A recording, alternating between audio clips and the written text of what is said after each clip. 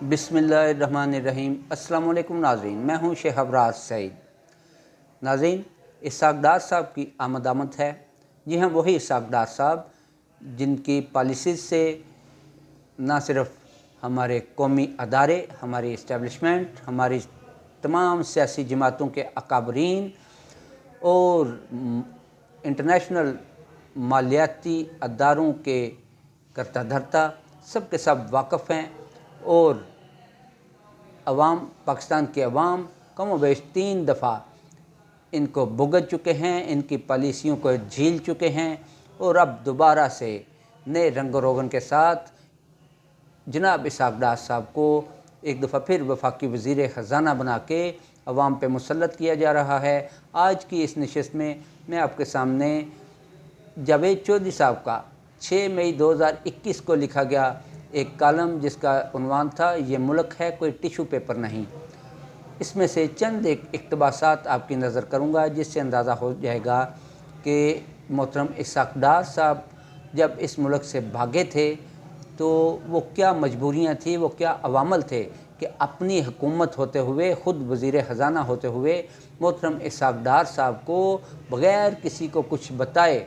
ये मुल्क छोड़ना पड़ा। और गुज़िश्ता 5 साल से वो यही रट लगाए हुए थे कि मैं बीमार हूँ, मैं कहीं आने जाने के काबिल नहीं हूँ, मैं ट्रैवल नहीं कर सकता हूँ। लेकिन यूँ ही उन्हें गारंटी दी गई कि आप यहाँ से उसी जहाज़ में बैठेंगे जिसमें बैठ के आप भाग के आए थे, उसी तरह के एक जहाज़ में वज़ीर आज़म के साथ आप बैठेंगे और अदालतें आपको प्रोटोकॉल देंगी, ना कि कोई सज़ा।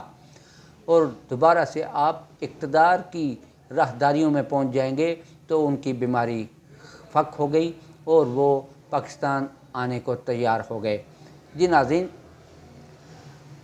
मज़कूरा कॉलम में जनाब जावेद चौधरी साहब लिखते हैं कि 2016 से ऑनवर्ड वज़ीर आज़म ऑफ़िस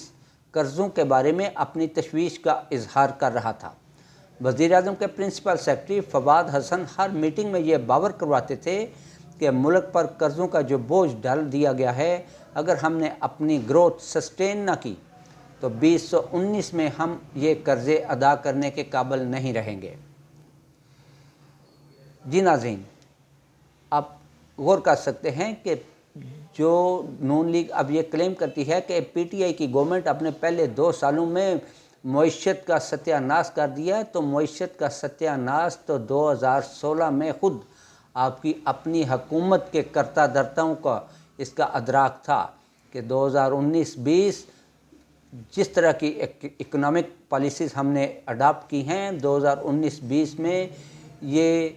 तबाही होगी और कोई भी इसमें सर्वाइव करने की पोजीशन में नहीं होगा। ये तो अपनी आपकी हुकूमत के अपने इजलासों में इसका तज़किरा होता था और इस पर गौर होता था। इसी तरह 2017 में जनाब शाहिद हक़ान अब्बासी उस वक़्त के वज़ीर आज़म की सरबराही में होने वाली नेशनल सिक्योरिटी कौंसिल की एक मीटिंग में, जिसमें chairman joint chief of staff general Zubair Hayat, army chief general Qamar Javed Bajwa sahab, air chief marshal जनाब सुहेल अमान साहब और नेवल चीफ एडमिरल जनाब ज़काउल्लाह साहब भी शामिल थे। वही मीटिंग जिसमें इकबाल एहसन साहब ने CPEC पे ब्रीफिंग दी थी और इस ब्रीफिंग के बाद जनाब आर्मी चीफ ने इसहाक़ डार साहब से ये सवाल किया था कि डार साहब, नेशनल कौमी लेवल के जो एक्सपर्ट्स हैं इकोनॉमी के, उनका कहना है कि जिस कदर भारी सूद पे हमने कर्ज़े ले लिए हैं, इन कर्ज़ों की मौजूदगी में मुस्तक़बिल करीब में हमारी माली सर्वाइवल मुमकिन दिखाई नहीं देती और शायद हम ये कर्ज़े पे बैक करने की पोजीशन में भी ना हों। आप इस बारे में क्या कहते हैं? इस सवाल के जवाब में इसहाक़ डार साहब को चुप लग गई और वो कुछ भी ना बोल सके। मजबूरन वज़ीर आज़म के इशारे पे जनाब फवाद हसन साहब, प्रिंसिपल सेक्रेटरी जो थे वज़ीर आज़म के, उन्होंने जवाब दिया और उन्होंने इकरार किया कि सर, ऑरेंज ट्रेन और मेट्रो बस के महंगे कर्ज़ों के बायस इंटरेस्ट में बहुत ज़्यादा इजाफ़ा हुआ है और 2019 में ये कर्ज़े हमारे लिए बहुत बड़ा चैलेंज भी बन चुके हैं। बाजवा साहब ने उस वक़्त ऑरेंज ट्रेन के ज़िक्र पे मज़ीद सवाल किया اور ڈاکٹر صاحب سے پوچھا کہ ڈاکٹر صاحب جس ریشو سے سود کی جس ریشو سے ہم نے اورینج ٹرین کے لیے قرضہ حاصل کیا ہے اس حساب سے تو اگر ہم فی سواری 240 روپے ٹکٹ بھی لگا دیں تو یہ قرضہ واپس کرنا مشکل ترین امر ہوگا، لیکن آپ مجھے یہ بتائیں کہ جو آپ سجیسٹ کر رہے ہو یعنی کہ 20 روپے فی سواری کی ٹکٹ ہوگی تو ہم یہ قرضے ادا کرنے میں کس طرح یہ ممکن ہو سکے گا؟ ڈاکٹر صاحب پھر خاموش رہے۔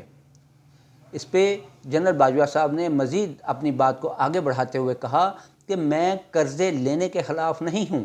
لیکن میرے خیال میں قرضے لے کر ہمیں منگلا اور تربیلا جیسے سمر پروجیکٹ لگانے چاہیے، کیونکہ یہ پروجیکٹ ایسے ہوتے ہیں جو آئندہ 5-7 سال میں اپنی لاگت پوری کر دیتے ہیں اور ان کے ثمر بھی قوم کو آئندہ دہائیوں تک ملتے رہتے ہیں اور وہ قوم کی معیشت میں انتہائی مثبت ثابت ہوتے ہیں اور اس سے معیشت پھلتی پھولتی ہے۔ ڈاکٹر صاحب اس سارے معاملے میں اس سارے سوال کے جواب میں ڈاکٹر صاحب لاجواب تھے، انہوں نے دائیں اور بائیں دیکھا، لیکن جب کوئی بھی اپنا حمایتی نظر نہ آیا تو انتہائی بے بسی سے ڈاکٹر صاحب نے اقرار کیا کہ جنرل صاحب کچھ فیصلے سیاسی بھی ہوتے ہیں۔ جی ناظرین، یہ جو کچھ فیصلے سیاسی ہوتے ہیں انہی سیاسی فیصلوں کے نظر 22 کروڑ عوام چڑھی ہوئی ہے، انہی فیصلوں کے عوض 22 کروڑ عوام کی زندگی اجیرن کر دی گئی ہے، انہی فیصلوں کے عوض 22 کروڑ عوام کو 2 وقت کی روٹی ملنا محال ہو چکی ہے، اور یہی 22 کروڑ عوام ایک مرتبہ پھر تیاری کر لے کہ محترم اسحاق ڈار صاحب کو لانچ کر دیا گیا ہے کچھ سیاسی فیصلے کرنے کے لیے، تاکہ مسلم لیگ نون کو آئندہ انتخابات میں